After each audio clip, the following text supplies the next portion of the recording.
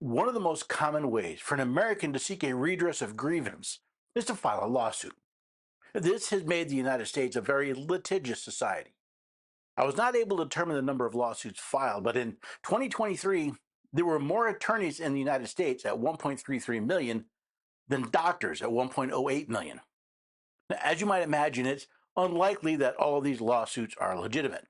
Take, for example, the case of Acheson Hotels LLC versus Laufer.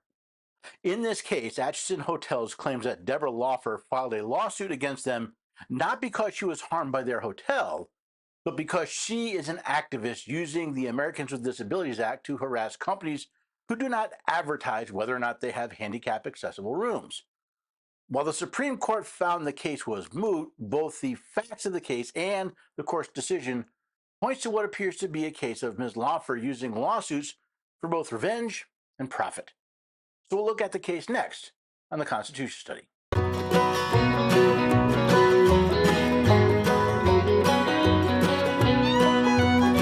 the neighbors and have a few good friends. Every day we're everyday Americans. Oh, every day we're everyday Americans.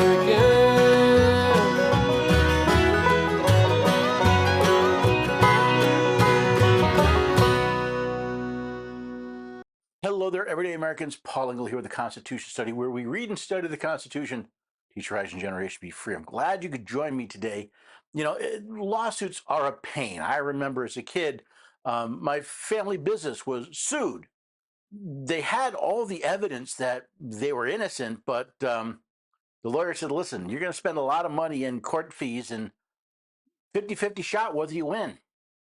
It was actually cheaper to settle than it was to fight for the truth, which is what I mean by a litigious society.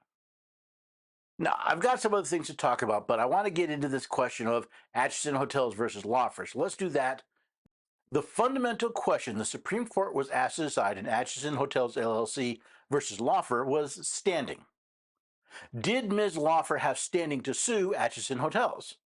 The Free Legal Dictionary defines standing as, sometimes referred to as standing to sue, is the name of the federal law doctrine that focuses on whether a prospective plaintiff can show that some personal legal interest has been invaded by the defendant.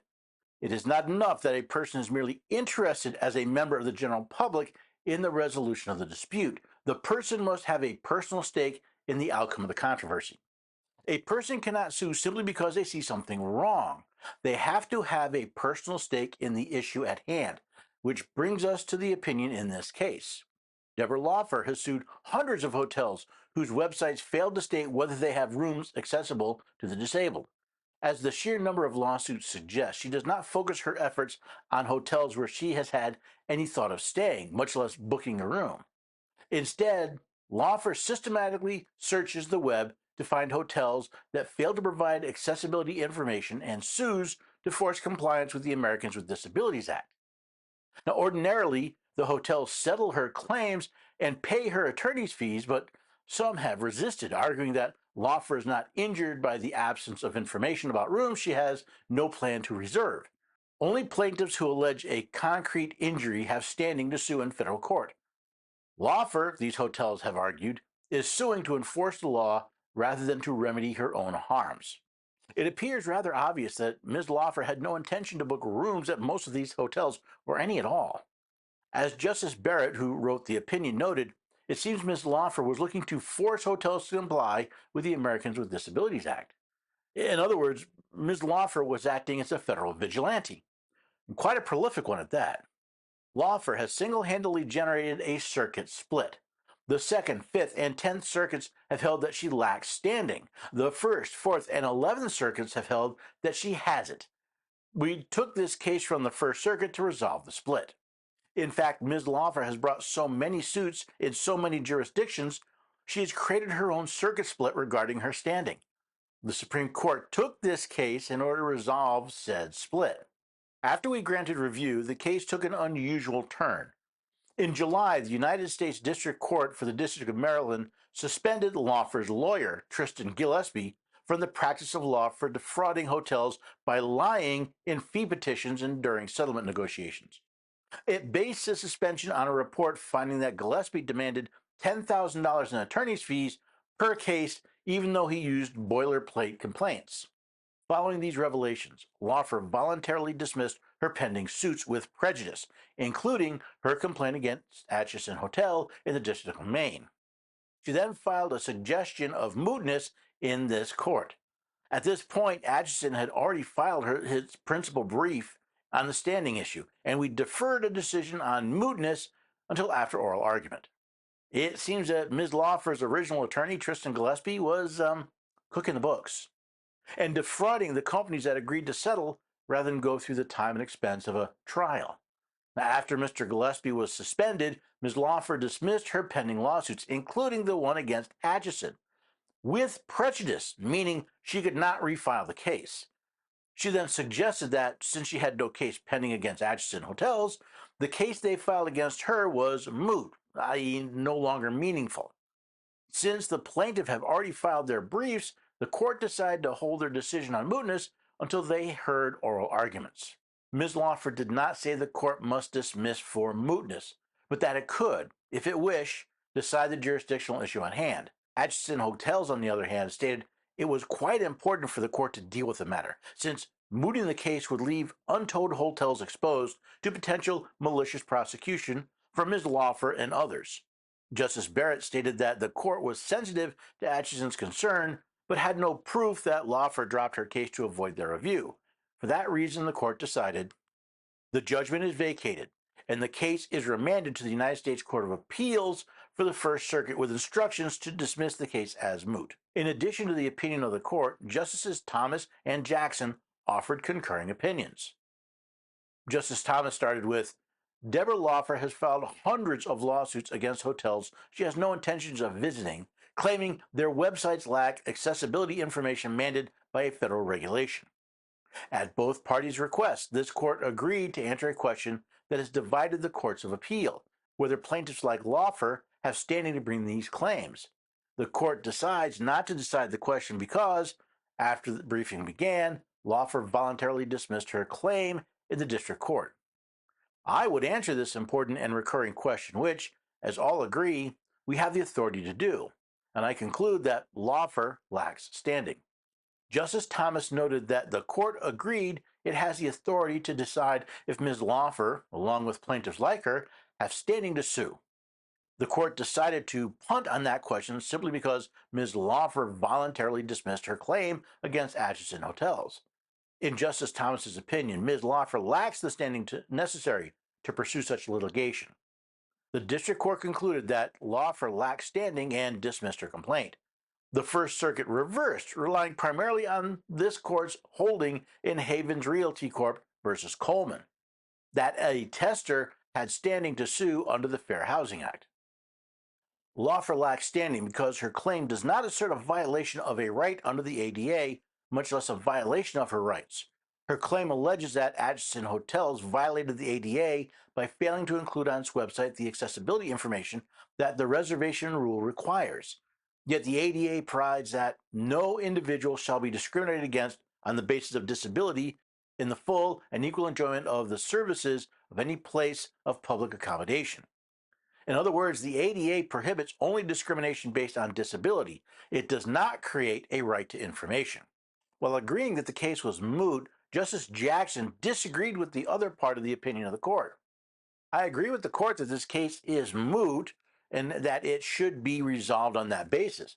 But the court goes farther, ordering vacature of the judgment of the Court of Appeals under United States v. Mussingware.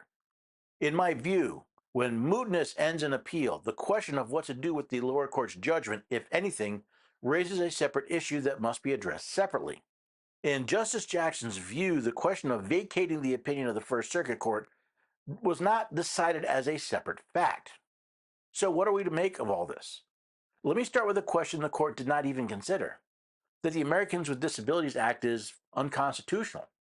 You see, the ADA states, it is the purpose of this chapter to provide a clear and compelling national mandate for the elimination of discrimination against individuals with disabilities, to provide clear, strong, consistent, enforceable standards addressing discrimination against individuals with disabilities, to ensure that the federal government plays a central role in enforcing the standards established in this chapter on behalf of individuals with disabilities, and to invoke the sweep of congressional authority, including the power to enforce the 14th Amendment and to regulate commerce in order to address the major areas of discrimination faced day to day by people with disabilities.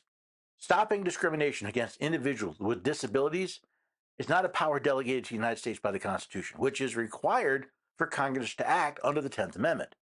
Powers not delegated to the United States by the Constitution, nor prohibited by it to the states, are reserved to the states respectively or to the people. While the constitutionality of the ADA was not a question before the court, the question of Ms. Laufer's right to sue under that law was, since the stated purpose of the act was not to implement a power delegated to the United States, but instead to invoke the sweep of congressional authority. Not only was it unnecessary and improper for Congress to pass it, but a violation of George H.W. Bush's duty when he signed it, and a violation of the Justice's oath of office to uphold it. Don't get me wrong. I do not believe people with disabilities should be discriminated against.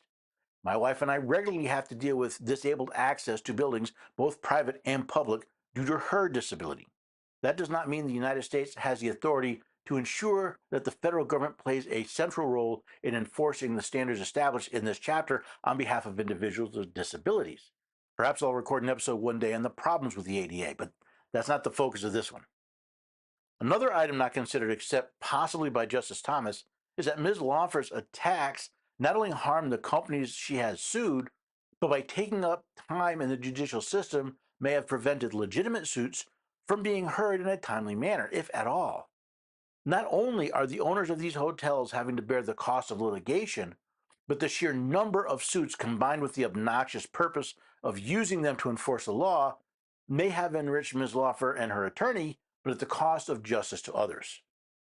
By both mooting the case and vacating the First Circuit's decision that Ms. Laufer has standing, the court does restore some sense of justice by restricting the use of malicious prosecution. However, by not deciding the question of Ms. Laufer's standing, the court also allows her and others like her to act as federal vigilantes. I hope you'll think of this case the next time you hear some outrageous lawsuit being filed to promote a political agenda. You know, when I use the term vigilante, I'm sure many of you come up with an image of Charles Bronson, you know, or maybe Jack Reacher, or someone else that takes the law in their own hands to, well, defend the weak. That wasn't what Ms. Laufer was doing, but she was a vigilante nonetheless.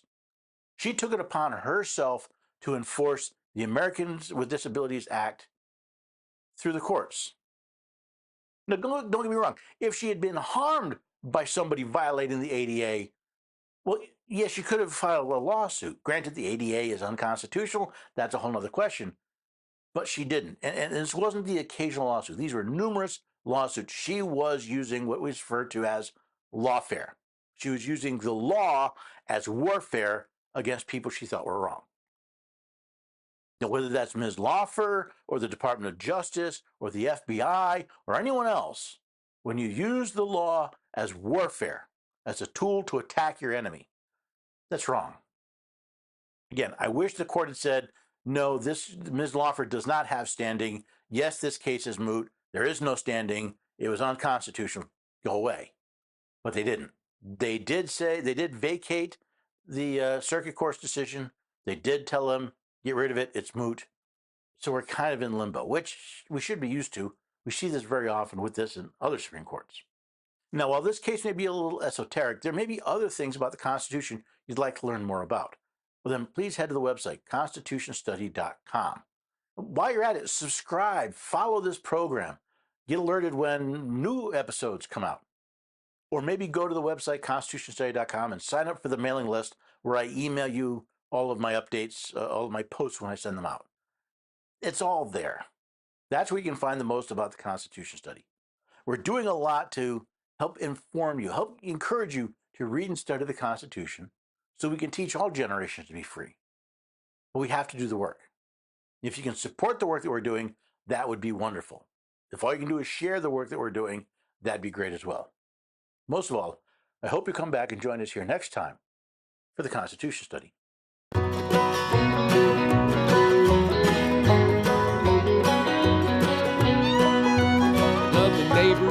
have a few good friends. Every day